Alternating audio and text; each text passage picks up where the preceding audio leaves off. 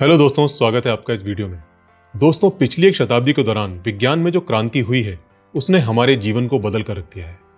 बहुत सारी चीजें जो कि कभी हमारे पूर्वजों के लिए महज एक ख्वाब हुआ करती थी, आज विज्ञान ने उसको साकार कर दिया है।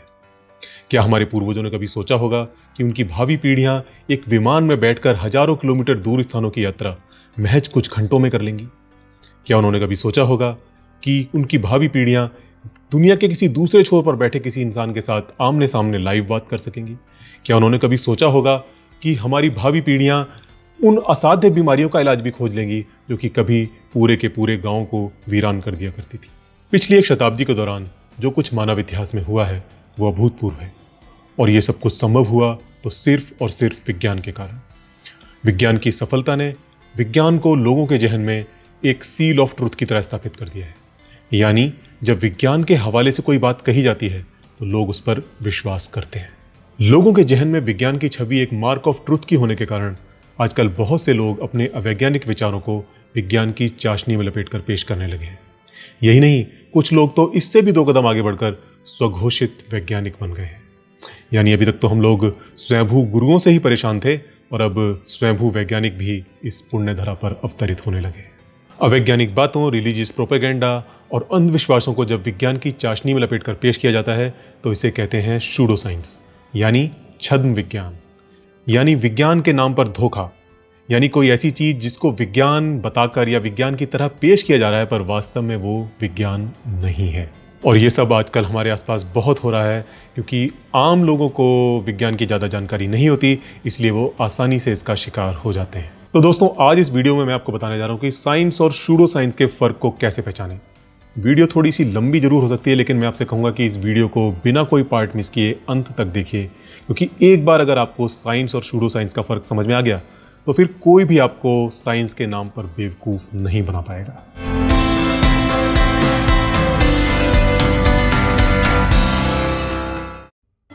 शुरुआत करते हैं विज्ञान के सील ऑफ ट्रस्ट बनने से। यानी ये जो सील ऑफ ट्रस्ट है वो विज्ञान ने आखिर कैसे हासिल किया। एक आम बोलचाल की भाषा में कहूँ तो विज्ञान के सील ऑफ ट्रस्ट बनने की सबसे बड़ी वजह है कि ये काम करता है। यानी विज्ञान की जानकारी का उपयोग करके यदि हम कोई टेक्नोलॉजी विकसित करते हैं, उदाहरण के तौर पर कोई विमान बनाते हैं तो वो विमान उड़ता है, कोई मिसाइल बनाते हैं तो वो मिसाइल सफलतापूर्वक अपने लक्ष्य को भेदती है, कोई अंतरिक्ष यान बनाते हैं तो वो सफलतापूर्वक चंद्रमा पर लैंड करता है, कोई मेडिसिन बनाते हैं तो वो मेडिसिन भी रोग का सफलतापूर्वक इलाज करती है। हम अपने जीवन में विज्ञान को अपने दैनिक जीवन की समस्याओं के चमत्कारी समाधान करते देखते हुए बड़े हुए हैं, और यही कारण है कि हमारे जहन में विज्ञान की छवि एक सील ऑफ ट्रस्ट की है। तो आखिर क्या कारण है कि विज्ञान इतना सफल है? कहते हैं कि किसी समस्या का समाधान उस समस्या के भीतर ही छुपा होता है। यानी अगर हम किसी समस्या का हल चाहते हैं तो उसके लिए हमें पहले उस समस्या के कारणों को ठीक से समझ लेना जरूरी होता है, और विज्ञान ने यही किया है। विज्ञान के माध्यम से हम उन तमाम नेचुरल फिनोमिनास के वास्तविक कारणों को समझ सके जो कि तब तक हमारे पूर्वजों के लिए महज एक पहेली थे। आधुनिक विज्ञान के आने से पहले हमारे पूर्वजों की जो भी प्रिमिटिव टेक्नोलॉजी थी वो ज़्यादातर ट्रायल एंड एरर बेस्ड थी। यानी किसी ने कोई नई चीज़ ट्राई की, वो आइडिया सक्सेस हुआ और वो फिर आगे की पीढ़ियों में फैल गया। समय समय पर उसमें थोड़े बहुत सुधार हो गए, और यही कारण है कि एंशियंट टाइम में प्रोग्रेस बहुत धीमी थी। यानी अगर आप अकबर के समय से 200 या 500 साल पीछे भी चले जाएं तो भी टेक्नोलॉजी में कोई खास फर्क नहीं दिखता, जबकि आज हमने एक शताब्दी के भीतर ही कितनी बड़ी जंप लगा दी है। इवन एक शताब्दी भी नहीं, अगर मैं अपनी ही लाइफ की बात करूं तो मेरे देखते देखते ही चीजें कितनी तेजी से बदल रही हैं। मॉडर्न साइंस के जरिए हमने नेचुरल फिनोमिनास के पीछे वास्तविक कारणों को समझने की तरफ कदम बढ़ाए हैं, और देखिए रिजल्ट हमारे सामने है। नेचुरल फिनोमिनास के पीछे के वास्तविक कारणों को कैसे समझा जाए, ये दुनिया की सभी सभ्यताओं के लिए लंबे समय तक विवाद का विषय रहा है। प्राचीन काल में किसी भी चीज को समझने के लिए कई तरह के सोर्सेज एक्सेप्टेड थे। ये वो दौर था कि जबकि विज्ञान भी दर्शन यानी फिलॉसफी के अंतर्गत आता था। विज्ञान को फिलॉसफी ऑफ नेचर कहा जाता था, और जैसा कि फिलॉसफी में होता है, यहाँ पर चीज़ों की व्याख्या महज बौद्धिक तर्क वितर्क से की जाती है। यहाँ पर प्रायोगिक निष्कर्षों यानी एक्सपेरिमेंट्स का उतना महत्व नहीं होता। दूसरी बात, इस दौर में जो एंशियंट नॉलेज है यानी पूर्वजों का जो ज्ञान है उसको बहुत महत्व दिया जाता था, और उसको फैक्ट के रूप में एक्सेप्ट भी किया जाता था। इवन आज भी जो भारतीय परंपराएं हैं उनमें श्रुति को बहुत महत्व दिया जाता है, और श्रुति को एक अकाट्य प्रमाण के तौर पर स्वीकार किया जाता है। जितने भी हिंदू धर्म में जितने भी मत पंथ संप्रदाय हैं वे सभी वेदों को प्रमाण मानते हैं। वैदिक परंपरा में जो वेदों को प्रमाण नहीं मानता उसी को नास्तिक कहा जाता है। इसके साथ ही उस दौर में दैवीय ज्ञान यानी कोई ऐसी नॉलेज जो कि कथित तौर पर किसी सुपरनेचुरल सोर्स से आई है, जैसे ईश्वर, फरिश्ते या कुछ मामलों में जैसे इल्हाम, आत्मज्ञान या ब्रह्म ज्ञान कहते हैं, उसको भी न केवल सोर्स ऑफ नॉलेज के रूप में मान्यता प्राप्त थी बल्कि उसको सर्वोच्च ज्ञान का दर्जा प्राप्त था। लेकिन 15वीं-16वीं शताब्दी में यूरोप में कुछ ऐसा हुआ जिसने प्राचीन अवधारणाओं को बदल कर रख दिया। इस दौर में कोपरनिकस, न्यूटन, गैलीलियो, केपलर जैसे वैज्ञानिक हुए जिन्होंने प्राचीन ज्ञान को चुनौती दी और ये सिद्ध किया कि चीज़ों को समझने के लिए हमें किसी प्राचीन अथवा दैवीय ज्ञान पर आश्रित रहने की आवश्यकता नहीं है, बल्कि हम चीज़ों को ऑब्जर्वेशन, एक्सपेरिमेंट और लॉजिकल रीजनिंग के द्वारा भी समझ सकते हैं। फॉर एन एग्जाम्पल, अरस्तु ने लिखा था कि अगर दो अलग अलग भार वाले पत्थरों को किसी ऊंची जगह से जमीन पर छोड़ा जाए तो उनमें से जो पत्थर भारी होगा वो पहले जमीन पर गिरेगा। यूरोपियन कई शताब्दियों तक इसे सही मानते रहे, यहां तक कि उनकी यूनिवर्सिटीज में पढ़ाया जाता रहा। यूरोप में अरस्तु की इतनी मान्यता थी कि यदि कोई उसके खिलाफ कुछ कहता था तो उसको महान हस्ती के अपमान की तरह लिया जाता था। उससे कहा जाता था कि तुम अरस्तु महान की बातों पर संदेह कर रहे हो। लेकिन गैलीलियो ने अरस्तु को गलत सिद्ध किया। उन्होंने बताया जाता है कि उन्होंने पीसा की मीनार से दो अलग अलग भार वाले पत्थरों को छोड़ा और जो कि एक साथ जमीन पर गिरे। इसी दौरान कोपरनिकस ने टॉलमी की जियोसेंट्रिक मॉडल जो कि बाइबल के अनुकूल था उसको गलत सिद्ध कर दिया। इसके बाद गैलीलियो ने हेलियोसेंट्रिक मॉडल के पक्ष में इतने सॉलिड प्रूफ्स दिए कि उसके बाद उसको किसी भी तरह नकारना संभव हो गया। और इसी दौरान न्यूटन ने गुरुत्वाकर्षण का नियम और केपलर ने ग्रहों की गति का नियम देकर उन दैवीय फरिश्तों की छुट्टी कर दी जो कि आकाश, धरती और ग्रहों को थामे हुए थे। और ये जो पॉइंट था वो ह्यूमन हिस्ट्री का टर्निंग पॉइंट था। यहाँ पर जाकर लोगों को समझ में आने लगा कि नेचर में चीज़ों को समझने के लिए हमें किसी एंशिएंट नॉलेज या फिर किसी सुपर नेचुरल सोर्स से आए हुए ज्ञान की ज़रूरत नहीं है। हम केयरफुल ऑब्जर्वेशंस और एक्सपेरिमेंट के द्वारा चीज़ों को समझ सकते हैं। और यहाँ से ही हमने एक्सपेरिमेंटल फाइंडिंग्स की इंपॉर्टेंस को समझना शुरू किया। यानी किसी चीज़ का एक्सप्लेनेशन सुनने में भले ही कितना लॉजिकल लगे, लेकिन उसको भरोसेमंद तभी माना जा सकता है जबकि वो एक्सपेरिमेंट्स पर खरा उतरे। और फिर इसके साथ एक चीज़ और समझ आई कि सही सवाल कैसे पूछा जाए। सही जवाब पाने के लिए सही सवाल पूछना भी उतना ही ज़रूरी है। और फिर इस तरह से फिर कई अलग अलग विचार, अलग अलग टेक्निक्स अलग अलग समय पर विकसित हुई और फिर जिनको मिला जुला कर साइंटिफिक मेथड की नींव रखी गई। और दोस्तों, ये जो साइंटिफिक मेथड है यही विज्ञान की सबसे बड़ी ताकत है। विज्ञान ने जो आज इतनी प्रोग्रेस की है इसके पीछे इस साइंटिफिक मेथड का ही हाथ है। तो साइंस कैसे काम करती है ये समझने के लिए आपको पहले साइंटिफिक मेथड को समझना जरूरी है। अगर ये आपको एक बार समझ आ गया तो फिर आप आसानी से साइंस और सूडो साइंस में फर्क कर सकते हैं। साइंटिफिक मेथड एक 6 चरण की प्रक्रिया है जिसका पहला चरण है ऑब्जर्वेशन, यानी चीज़ों को ध्यान से देखना और उनकी छोटी छोटी डिटेल्स को नोट करना। एक ऑब्जर्वेशन जो कि हम नॉर्मल डेली लाइफ में करते हैं और एक ऑब्जर्वेशन जो कि साइंस के लिए किया जा रहा है उसमें थोड़ा सा फ़र्क है। और वो फ़र्क ये है कि नॉर्मल लाइफ में जो हम ऑब्जर्वेशन करते हैं उसमें हम अपने बॉडीली सेंसेस के भरोसे रहते हैं, यानी हम आंखों से देख रहे हैं, कानों से सुन रहे हैं, त्वचा से महसूस कर रहे हैं। लेकिन जब हम साइंस के लिए कोई ऑब्जर्वेशन करते हैं तो हम जितना ज़्यादा से ज़्यादा हो सकता है हम चीज़ों को इंस्ट्रूमेंट के माध्यम से मेज़र करते हैं। इसका एक कारण तो यह है कि हम अपने बॉडीली सेंसेस से बहुत ही लिमिटेड चीज़ों को सेंस कर सकते हैं। जैसे हमारे कान 20 हर्ट्ज से 20 किलो हर्ट्ज तक की साउंड को ही सुन सकते हैं। हमारी आंखें एक लिमिटेड स्पेक्ट्रम को ही देख सकती हैं। और इसके साथ ही बहुत सारी ऐसी चीज़ें हैं जिनको कि हम अपने किसी भी बॉडीली सेंसेस से सेंस कर ही नहीं सकते।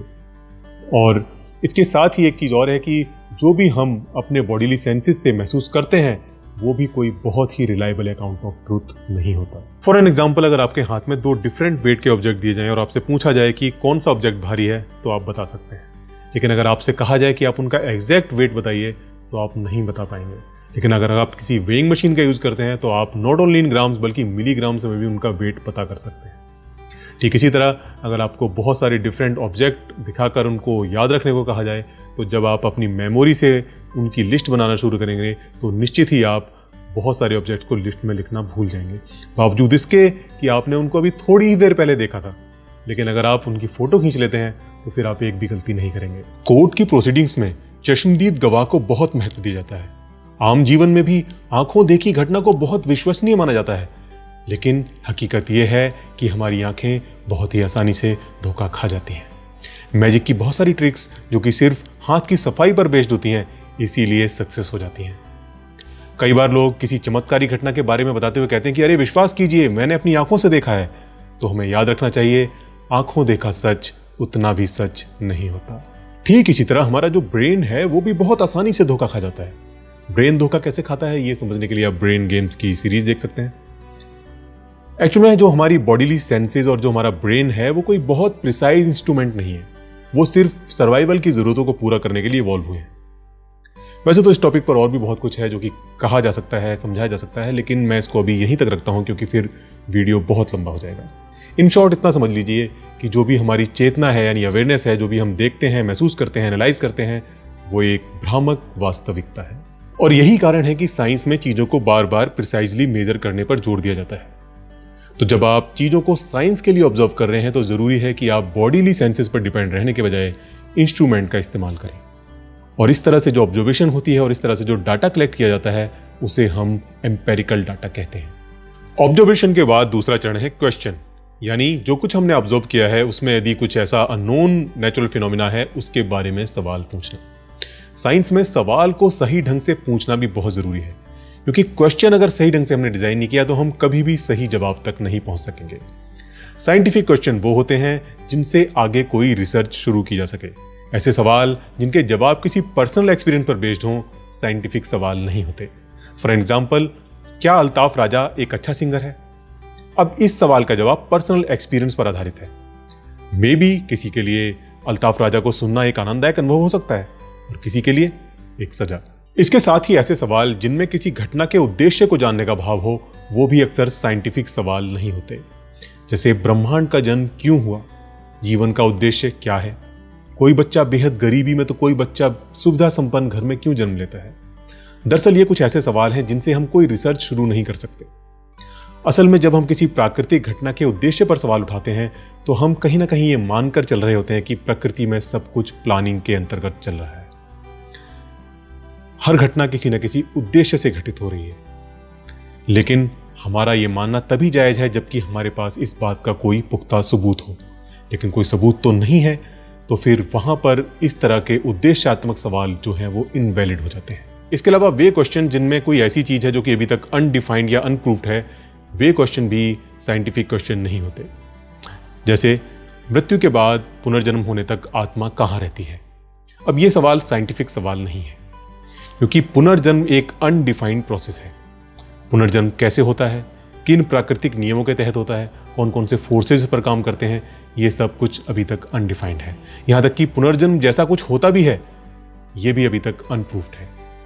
इसके साथ ही आत्मा जैसी किसी चीज का अस्तित्व है, इसको भी अभी तक सिद्ध नहीं किया जा सका है। अब ये सुनकर बहुत सारे लोग सोच रहे होंगे कि पुनर्जन्म कैसे अनडिफाइंड है, पुनर्जन्म के बारे में तो हम इतनी सारी बातें सुनते हैं।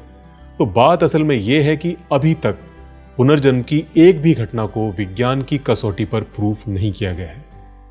जब तक हम एविडेंस के साथ इसके पूरे प्रोसेस को हम डिफाइन नहीं करते, तब तक इससे जुड़ा हर सवाल एक अनसाइंटिफिक सवाल होगा। इन शॉर्ट कहें तो साइंटिफिक सवाल वो होता है जो कि ऑब्जेक्टिव होने के साथ साथ बहुत ही स्पेसिफिक भी हो। क्वेश्चन के बाद नेक्स्ट स्टेप है रिसर्च। रिसर्च में जो भी हमने डाटा जमा किया है उस डाटा को हम एनालाइज करते हैं और उसके बाद नेक्स्ट स्टेप होता है हाइपोथेसिस। हाइपोथेसिस में हम उस सवाल का एक सजेस्टिव एक्सप्लेनेशन तैयार करते हैं कि शायद ये इस तरह काम करता है, कि शायद ये इस तरह होता है। इस सजेस्टिव एक्सप्लेनेशन को ही हाइपोथेसिस कहते हैं। दरअसल में ये एक रीजन बेस्ड एक्सप्लेनेशन होता है जिसको कि अभी एक्सपेरिमेंट के द्वारा प्रूफ नहीं किया गया है। अब यहाँ पर कुछ लोग जो कि अपनी धार्मिक आस्थाओं को तर्क संगत सिद्ध करने के लिए ललायत रहते हैं, वो कहते हैं कि देखिए विज्ञान भी आस्था की शरण ले रहा है। बेसिकली वो ये कहना चाहते हैं कि आप हमारी आस्था को कैसे गलत कह सकते हैं, जबकि विज्ञान स्वयं हाइपोथेसिस की शरण ले रहा है जो कि उनके अनुसार बिल्कुल आस्था जैसी है। तो यहाँ पर कुछ बातें समझ लेनी जरूरी है। पहली बात तो ये कि विज्ञान में जो हाइपोथेसिस होती है वो कोई तुक्का या महज कोई अनुमान नहीं होती, बल्कि वो एम्पेरिकल डाटा के गहन विश्लेषण करने के बाद उसके आधार पर तैयार किया गया कोई सजेस्टिव एक्सप्लेनेशन होती है। और दूसरी बात, ये हाइपोथेसिस हमेशा टेस्टेबल होती है, यानी ये सही है या गलत, इसको जांचा जा सकता है। विज्ञान का नियम है कि जो भी हाइपोथेसिस तैयार की जाए वो टेस्टेबल होनी ही चाहिए। ऐसी कोई भी हाइपोथेसिस जो कि टेस्टेबल नहीं है उसको विज्ञान में स्वीकार नहीं किया जा सकता, क्योंकि यदि हाइपोथेसिस टेस्टेबल नहीं है तो वो सही है या गलत इसका पता हमें कभी भी नहीं चलेगा। फॉर एन एग्जाम्पल, यदि कोई कहता है कि हमारी जो कॉन्शियसनेस है यानी जो हमारी चेतना है उसका कारण कोई आत्मा नामक तत्व है, तो अब ये हाइपोथेसिस टेस्टेबल नहीं है कि अगेन आत्मा एक अनडिफाइंड चीज है। आत्मा क्या है, कैसे काम करती है, वो किस तत्व से बनी है, उसकी प्रॉपर्टीज क्या है, या फिर ऐसी कोई चीज है भी या नहीं, इसकी आज तक किसी भी प्रयोग द्वारा पुष्टि नहीं की जा सकी है। इसका दावा करने वालों से जब भी इसको प्रूव करने के लिए कहा जाता है तो उनका सीधा जवाब होता है कि इसको प्रत्यक्ष रूप से यानी ऑब्जेक्टिवली किसी भी तरह नहीं जाना जा सकता। यानी ये ना तो किसी इंद्री से पकड़ में आती है और ना ही किसी इंस्ट्रूमेंट से। तो फिर भला फिर इसको कोई कैसे जांचे? और फिर एक सवाल ये भी है कि जो चीज जिसको कि किसी भी तरह जांचा ही ना जा सके वो वास्तव में है भी या नहीं, ये भी एक बड़ा सवाल है। और उससे भी बड़ा सवाल ये है कि जो व्यक्ति ऐसी किसी चीज के अस्तित्व का दावा कर रहा है वो ये दावा आखिर कर किस आधार पर रहा है। और तीसरी बात, जैसा कि मैं बता चुका हूं कि हाइपोथेसिस एक सजेस्टिव एक्सप्लेनेशन होता है जिसको कि केवल टेस्टिंग के लिए ही डिजाइन किया जाता है और जिसके आधार पर साइंस कोई भी दावा नहीं करती। टेस्टिंग हाइपोथेसिस के बाद का नेक्स्ट स्टेप है जिसमें कि उस हाइपोथेसिस को प्रैक्टिकली जांचा जाता है और अगर वो हाइपोथेसिस टेस्ट में फेल हो जाती है तो उसको रद्द कर दिया जाता है और फिर एक नई हाइपोथेसिस बनाई जाती है और फिर उसको जांचा जाता है। इस तरह ये प्रोसेस तब तक रिपीट किया जाता है जब तक कि हमको कोई ऐसी हाइपोथेसिस नहीं मिल जाती जो कि टेस्ट में खरी उतरे।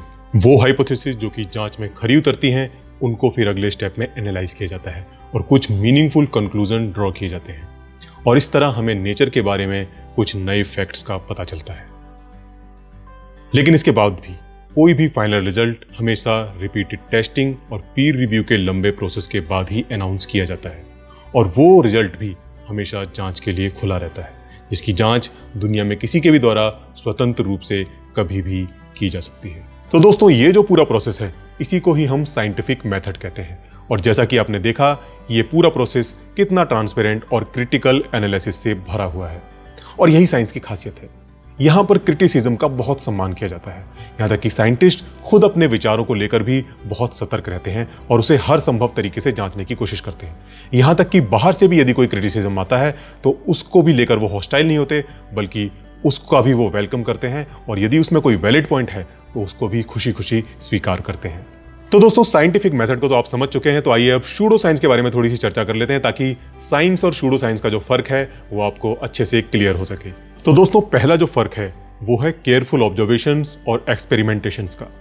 साइंस में जैसा कि आपने देखा कि किसी भी हाइपोथेसिस को प्रूव करने के लिए केयरफुल ऑब्जर्वेशंस और वेल डिजाइन एक्सपेरिमेंट्स मस्ट हैं और जिनके दौरान यदि कोई फ्लॉ निकल कर आता है तो उस हाइपोथेसिस को तुरंत ही रिजेक्ट कर दिया जाता है, जबकि सूडो साइंस में ये पूरा प्रोसेस उल्टा चलता है। साइंस में जहां कंक्लूजन सबसे लास्ट में निकल कर आता है वहीं सूडो साइंस की शुरुआत ही कंक्लूजन से होती है जो कि उनके पास पहले से ही होता है और यहाँ पर जितनी भी कवायद की जाती है वो सिर्फ उस कंक्लूजन को प्रूव करने के लिए और जिसके लिए हर तरह की चालबाजी का सहारा लिया जाता है। एक्सपेरिमेंट्स को इस तरह से डिजाइन किया जाता है ताकि डिजायर्ड रिजल्ट आ जाए। ऐसे फैक्ट्स खोजे जाते हैं जो कि उस कंक्लूजन को किसी तरह सपोर्ट करते हों और ऐसे फैक्ट्स जो कि उस कंक्लूजन के अगेंस्ट हों उनको इग्नोर किया जाता है, उनको छुपाया जाता है और उनसे बचने के लिए तरह तरह के बहाने इजाद किए जाते हैं। साइंस में जहां कोई भी थ्योरी मात्र एक फ्लॉ की वजह से रिजेक्ट हो जाती है, वहीं सूडो साइंटिफिक थ्योरी के अगेंस्ट आप कितने भी एविडेंस दें उस थ्योरी को कभी भी रिजेक्ट नहीं किया जाता। दूसरा फर्क है रिपीटिंग पैटर्न्स का। साइंस में हमें हर जगह रिपीटिंग पैटर्न्स देखने को मिलते हैं, यानी हम न केवल प्रकृति में उन घटनाओं की पुनरावृत्ति को देख सकते हैं बल्कि जो ऑब्जर्वेशंस और एक्सपेरिमेंट्स हैं उनको भी दोहराया जा सकता है, जबकि सूडो साइंस पूरी तरह से ऐसे स्ट्रेंज इवेंट्स पर खड़ा होता है जिनके पक्ष में ना तो कोई भी एम्पेरिकल डाटा अवेलेबल होता है, ना ही उन घटनाओं को दोबारा जांचा जा सकता है, ना ही प्रयोगों को दोहराया जा सकता है। हाँ, बहाने भरपूर इजाद किए जा सकते हैं। तीसरा पॉइंट है कि साइंस में पर्सनल एक्सपीरियंस को एज अ एविडेंस एक्सेप्ट नहीं किया जाता और जिसका कारण भी मैं आपको ऊपर समझा चुका हूँ।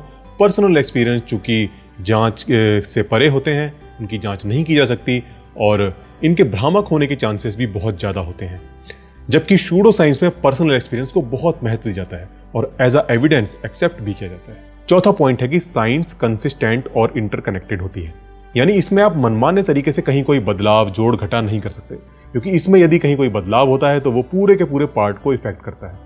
जैसे यदि कहीं किसी इक्वेशन में कहीं कोई गड़बड़ी होती है तो उससे पूरा का पूरा सिस्टम गड़बड़ा जाता है, जबकि सूडो साइंस में आप चीज़ों को मनमाने तरीके से तोड़ मरोड़ सकते हैं। फिफ्थ पॉइंट है कि साइंस के तर्क जहां साइंटिफिक नॉलेज से आते हैं, जिसका आधार ऑब्जर्वेशंस और एक्सपेरिमेंट्स हैं, वहीं सूडो साइंस के तर्क इग्नोरेंस यानी अज्ञान से पैदा होते हैं।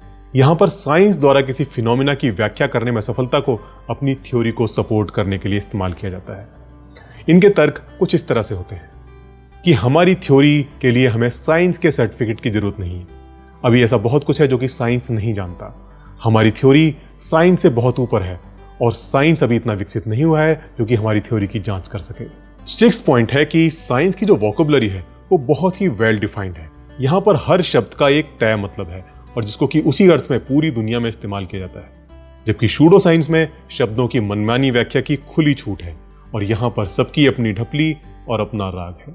सेवेंथ पॉइंट है कि science evidence, mathematical and logical reasoning से लोगों को कन्वेंस करती है, जबकि सूडो साइंस कन्वेंस करने के लिए भावनाओं, आस्था और नॉलेज की कमी को हथियार बनाती है।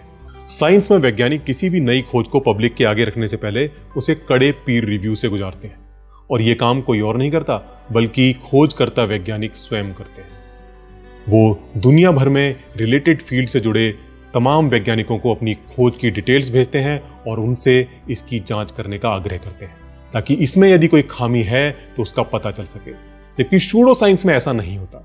यहाँ तो तमाम प्रचार माध्यमों से सीधे ही चीजों को लोगों के आगे परोस दिया जाता है।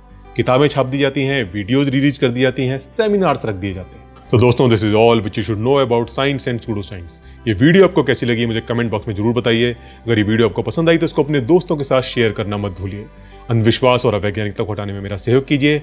आगे ऐसी ही कुछ और वीडियोज के साथ आपसे फिर मुलाकात होगी। तब तक के लिए goodbye, take care, see you soon.